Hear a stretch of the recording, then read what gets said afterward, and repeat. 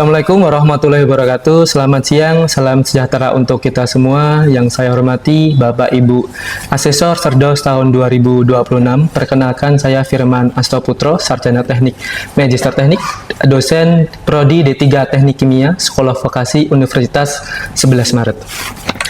Pada kesempatan micro teaching pada kali ini, saya akan membawakan mata kuliah pengendalian proses dan instrumentasi, di mana mata kuliah ini berbobot 2 SKS, 1 SKS teori dan 1 SKS praktik yang diajarkan di semester 3. Mata kuliah ini berisi tentang bagaimana mahasiswa mengontrol, mengendalikan proses, belajar pengendalian proses, dasar pengendalian proses di industri kimia, dan belajar cara kerja peralatan-peralatan instrumentasi yang digunakan di industri kimia.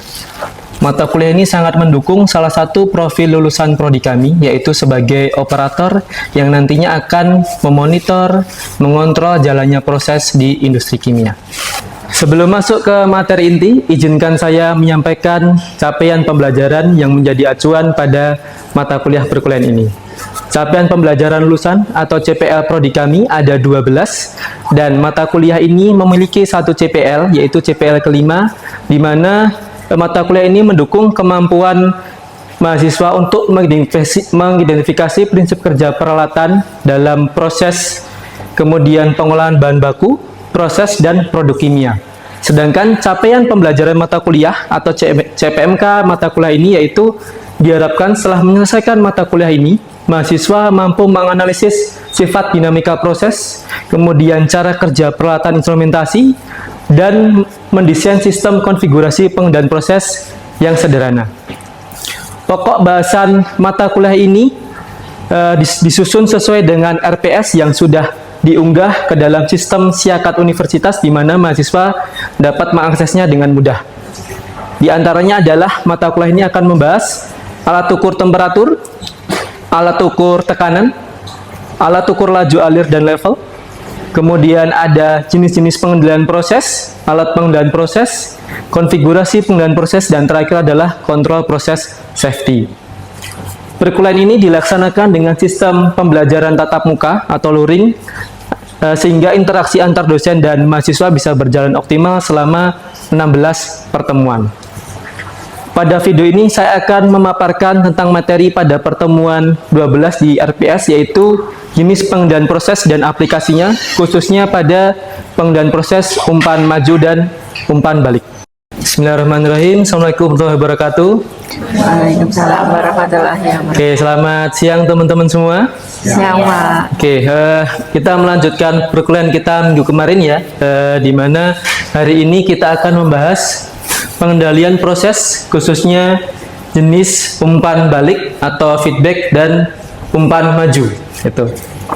Kalau teman-teman dengar kata-kata umpan, gitu kan, sebenarnya apa yang muncul di bayangan teman-teman? Gitu. Mungkin antara ini ya, Mas Melki atau Mbak Nurul itu mungkin beda. Umpan itu apa ya? Gitu. Kalau saya karena saya hobinya main bola, saya hobinya nonton bola. Ya kan. Kalau saya pertama kali muncul umpan itu seperti ini, gitu. Ini namanya umpan apa ini? Ke sini. Nah, ini namanya umpan cutback, gitu. Umpan balik yang memotong. Nah, hubungannya sama mata kuliah kita hari ini apa, Pak? Nah, nanti mata kuliah kita akan membahas yang namanya umpan balik. Umpan balik kemana? Kemudian umpan maju, umpan majunya kemana? Gitu. Nah, ini contoh apa namanya? Kalau kita nonton bola, ya kan? Ada yang namanya umpan balik, ada yang namanya umpan maju. Semuanya punya fungsi masing-masing. Gampangannya seperti itu. Kita lanjut ya. Nah, sebelum kita masuk ke materi intinya, kita coba recall dulu perkuliahan kita minggu kemarin. Nah, kita sudah belajar yang namanya variabel-variabel yang terlibat dalam pengendalian proses. Ada yang namanya kontrol variabel, variabel yang dikontrol supaya sama dengan set point yang sudah kita atur. Kemudian ada manipulasi variabel. Gitu. Manipulasi variabel, variabel yang dimanipulasi supaya apa? Supaya kontrol variabel nilainya sama dengan set point. Biasanya dilakukan dengan apa kemarin? Dilakukan dengan merubah bukaan valve. atau mengatur kecepatan putaran impeller pompa, fan, dan macam-macam. Kemudian disturbance, gitu kan, gangguan yang muncul di dalam proses. Tentu saja macam-macam di dalam proses itu gangguannya. Nah, kemudian kita sudah belajar sistem pengendalian proses itu ruang lingkupnya ada apa saja. Yang pertama ada proses itu sendiri. Jadi kalau kita bicara proses yang dalam reaktor, proses di dalam heat exchanger, di dalam menara destilasi, tentu saja pengendaliannya berbeda. Jadi kita lihat dari jenis prosesnya dulu. Kemudian alat ukur, ya kan? Alat ukur kita juga sudah belajar. Ada alat ukur temperatur, ya kan? Kita belajar termokouple, kita belajar thermistor, RTD, kemudian kita belajar juga alat ukur tekanan, ya kan? Dan lain-lain. Kemudian controller, ya. Kita sudah bahas kemarin ada PLC, ya kan? Ada DCS, dan yang terakhir adalah final control element. Biasanya berupa control valve. Dengan cara kita membuka, menutup control valve sesuai yang kita inginkan. Gitu. Nah, apa yang kita pelajari pada hari ini yaitu yang pertama umpan balik atau feedback. Yang kedua ada umpan maju, feed forward. Yang kemudian yang terakhir ada cascade. Apa sih ini? Gitu kan? Umpan balik, umpan maju, cascade. Dan aplikasinya di dalam industri kimia itu seperti apa? Nah, nanti kita akan belajar dasarnya dulu. Dasarnya dulu, kemudian aplikasinya di dalam sebuah unit operasi atau unit proses. Gitu. Nah, ini gambar apa kira-kira? Nurul? Furnace, Pak. Ya, ini gambar furnace. Gitu. Jadi ini adalah proses pemanasan di dalam furnace. Kita lihat di sini ada aliran yang dipanaskan, kita beri nama feed inlet. Kemudian ada aliran yang ingin aliran yang keluar, yaitu feed outlet, hasil pemanasan di dalam furnace. Memanaskannya menggunakan apa di sini? Fuel oil. Nah, di sini ada TT, ada TIC, ini sudah kita pelajari kemarin ketika kita belajar simbol PNAD. TT ini adalah temperatur transmitter, kemudian ini adalah temperatur indikator controller. Jadi, kontrol variabel di sini adalah temperatur outlet di sini. Dan manipulasi variabelnya di sini adalah laju alir fuel oil di sini. Nah, umpan balik itu bekerja seperti apa? Jadi dia mengukur variabel proses yang sesungguhnya. Jadi di sini dibandingkan dengan set point. Misalkan temperatur outlet di sini di set 100 derajat Celcius. Jadi keluar di sini selalu 100 derajat Celcius. Nah, ketika dia terjadi perubahan, otomatis sistem melakukan manipulasi, ya kan? Dengan cara apa? Kalau di gambar sini ya, dia mengatur laju alir dari fuel oil di sini dengan cara membuka valve yang masuk ke fuel oil. Jadi dia sudah terjadi dulu, baru dikoreksi. Gitu. Jadi intinya adalah di sini mengoreksi penyimpangan yang sudah terjadi. Jadi sifatnya adalah reaktif, mengoreksi apa yang sudah terjadi. Kelemahannya apa? Karena dia adalah sudah terjadi dulu. Ibaratnya kalau teman-teman sudah terjadi tapi responnya lamban, otomatis akan mengganggu proses berikutnya. Jadi harus cepat. Gitu. Karena dia sudah terjadi dulu. Katakanlah dia sudah terjadi, dia naik temperaturnya, settingannya 100 naik 120.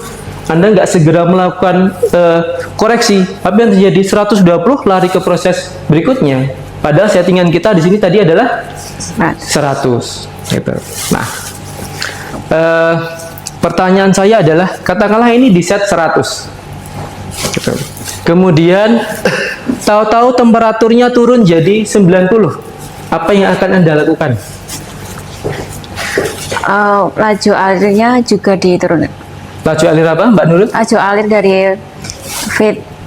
dari full oilnya. Oke, laju alir fuel oilnya ditambah. Oh, gitu ya. Oke. Oke, sampai sini ada pertanyaan dulu untuk umpan balik. Ini sebenarnya, Pak. Ya, silahkan Mbak. Kalau di feed inletnya itu laju alirnya berubah, nanti bagaimana? Oke, jika laju alir feed inlet berubah, otomatis temperatur di sini juga akan berubah. Tergantung perubahannya dia naik atau dia turun.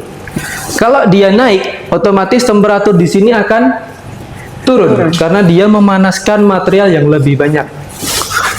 Angkanya apa kalau temperaturnya turun? Tadi menaikkan laju alir fuel oil. Gitu ya.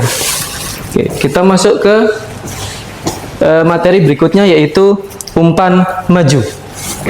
Jadi berbeda dengan umpan balik, umpan maju itu sifatnya adalah prediktif. Jadi dia memprediksi gangguan. Gangguannya apa saja? Nah, kalau di skema yang sama tadi ya, furnace ini tadi, ya kan?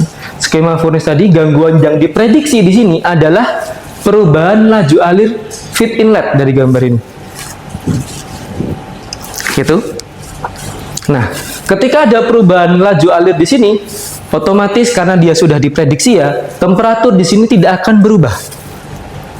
Tapi ketika ada gangguan, katakanlah di sini temperatur di sini, temperatur di feed inlet berubah, otomatis sistem tidak dapat melakukan aksi karena yang diprediksi di sini hanya apa? Flow apa? Mbak Nurul? Flow inlet. Flow inlet dari feed inlet ini, gitu ya. Anda bisa lihat di sini. Jadi sifatnya adalah prediksi variabel tertentu, gitu. Nah, kelemahannya apa? Kelemahannya karena dia ada hanya memprediksi satu saja di sini. Jadi ketika ada perubahan yang lain, sistem tidak bisa merespon. Jadi kalau misalkan mau sistemnya kompleks, harus diprediksi banyak. Akibatnya apa? Kalau ada alat ukur yang banyak, sistem jadi lebih mahal. Jadi untuk menanggulangi atau untuk mengantisipasi dua kelemahan tadi antara umpan balik dan umpan maju, jadi ada sistem pengendalian namanya cascade. Sini. Jadi cascade itu menggunakan dua controller. Jadi satu berfungsi sebagai primary controller atau biasa disebut dengan master controller. Satunya lagi disebut secondary controller atau slave controller. Dengan sebagai contoh sistem yang sama di sini ya, furnace tadi. Kan? Kita bisa lihat dari gambarnya ada perbedaan. Gitu. Nah, primary controller di sini yang dipakai adalah temperatur control feed outlet di sini. Secondary controlnya apa? Secondary controlnya adalah tekanan masuk dari fuel oil. Gitu. Maksudnya apa, Pak? Jadi kalau feed forward tadi memprediksi sesuatu, ya kan, sehingga tidak ada perubahan, cascade ini menggabungkan antara prediksi dan reaksi. Gitu. Sebagai contoh, di sini ketika ada perubahan tekanan fuel oil, ya kan, temperatur di sini berubah nggak kira-kira, Mas Givan? Karena dia sudah diprediksi di sini, tekanan di sini berubah nggak? Iya, Pak. Iya, Pak. Apa yang agak kenceng, Mas? Iya, Pak. Iya. Iya apa tidak? Mungkin iya, Pak. Mungkin iya. Jadi kalau ada perubahan, terima kasih jawabannya. Kalau ada perubahan tekanan di sini, temperatur di sini tidak berubah. Karena sudah diprediksi dulu, Mas. Oh. Gitu. Jadi dia mengendalikan variabel yang secondary ini ya, secondary control ini, dia mengendalikan variabel proses yang sering berubah.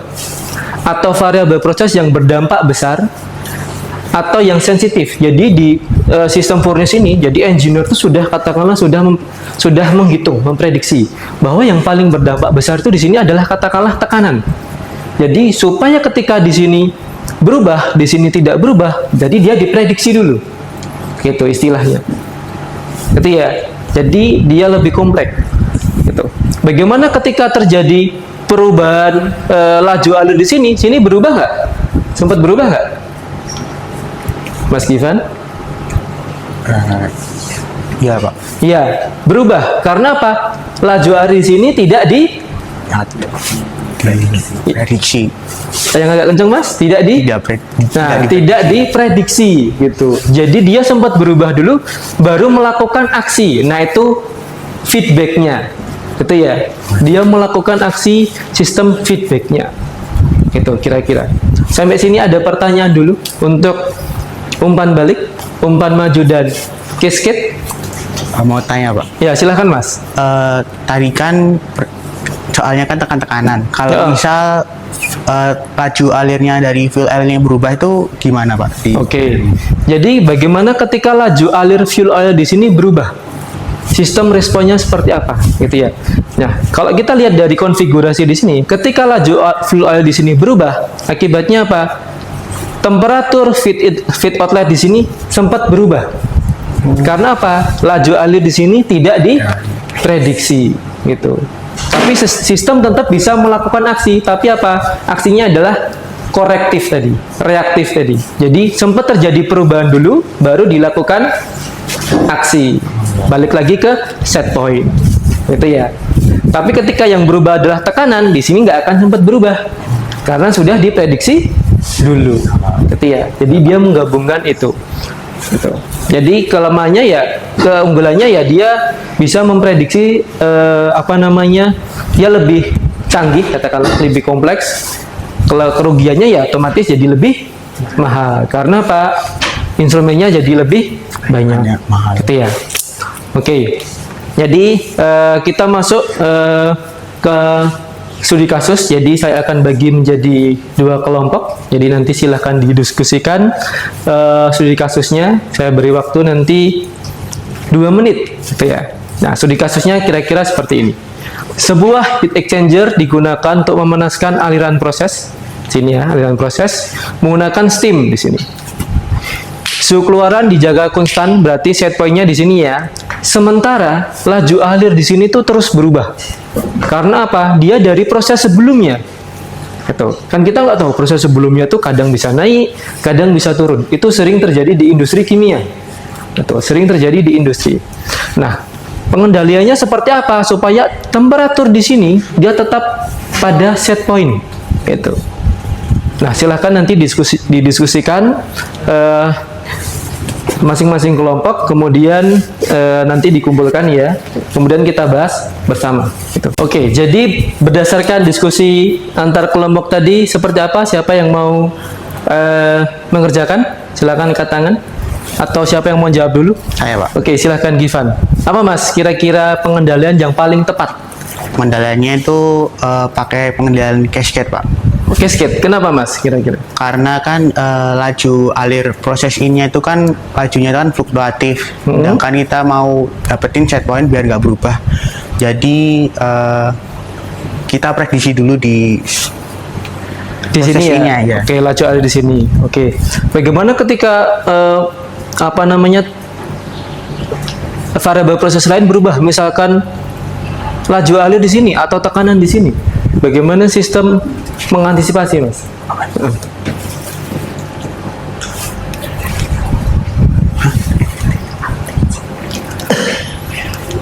Baik, kira-kira?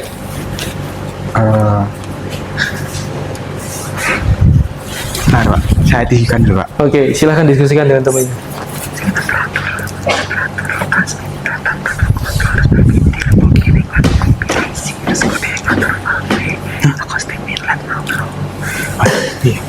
Saya berarti sing pada misalnya kan, itu kan bukan bunyi kamu.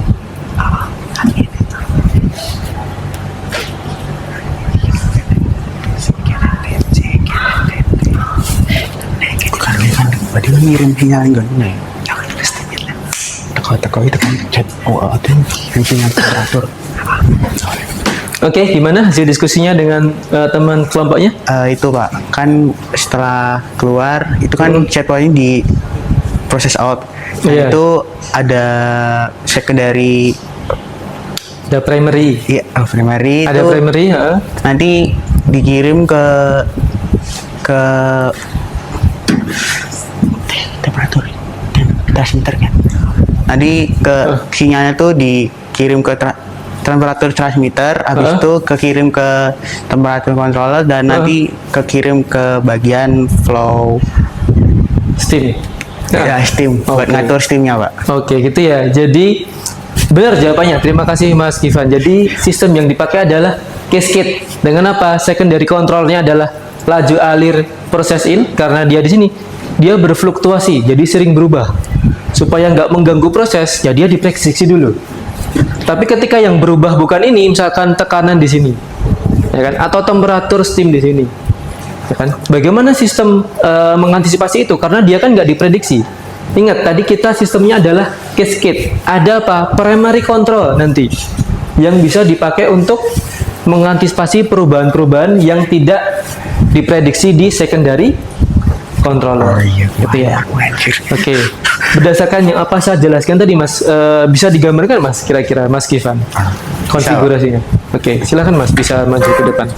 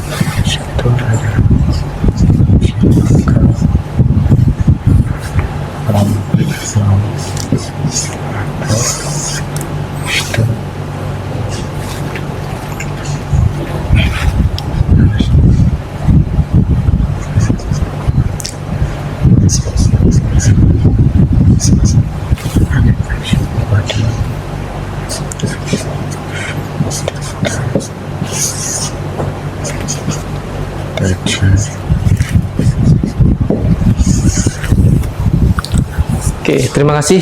Silakan duduk, Mas.